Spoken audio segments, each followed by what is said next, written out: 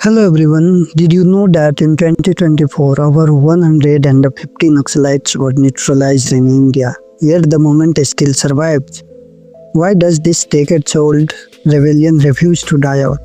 Today we are diving deep into the worlds of Naxalism, its origin, its impacts and the why it's still a challenge for India. Welcome back to our channel.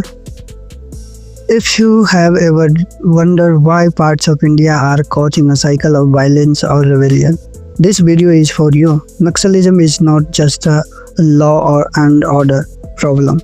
It's a story of inequality, ideology and struggle. By the end, you will understand why Naxalism persists and what it means. For India future, let's get started.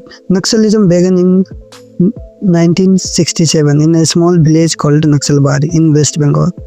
A group of farmers led by communist leaders like Charu Majumdar revolted against landlord exploitation. Their demands lands for the landless. This was not just a protest, it sparked a Maoist movement aiming to overthrow the Indian state through armed revolution.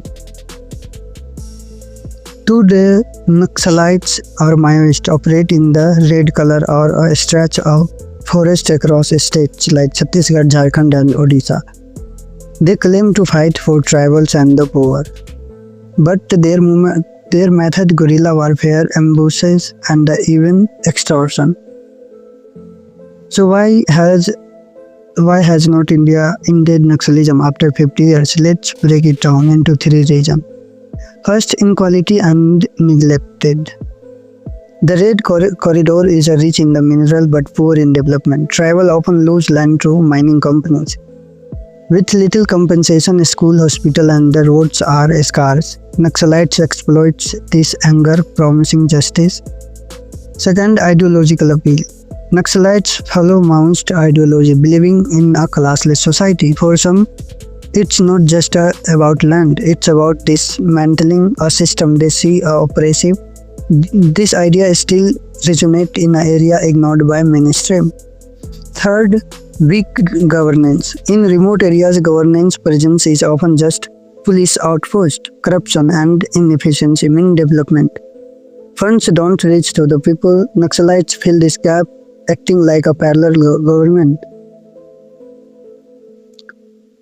The cost and the fight. Naxalism has a heavy toll. Since the 1980s, over 20,000 lives have been lost. Civilian security forces and Naxalites. The government response, operations like Green Hunt and massive troops deployment. In 2024 alone, 157 Naxalites were killed in Chhattisgarh. But violence is not the only answer.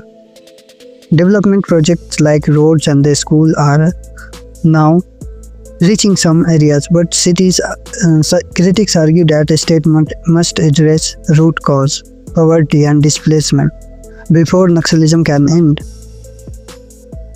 So what's the takeaway? Naxalism is not just a security issue, it's a symptom of a deeper problem. While the movement is weaker today, it won't vanish until inequality and neglect are tackled. What do you think? Can India balance development and security to end Naxalism? Drop your thought in the comment below. If you found this video insightful, hit the like button and subscribe and ring the bell for more deep dives into India's biggest issue. Share this video to spread awareness. Thanks for watching and I will see you in the next one.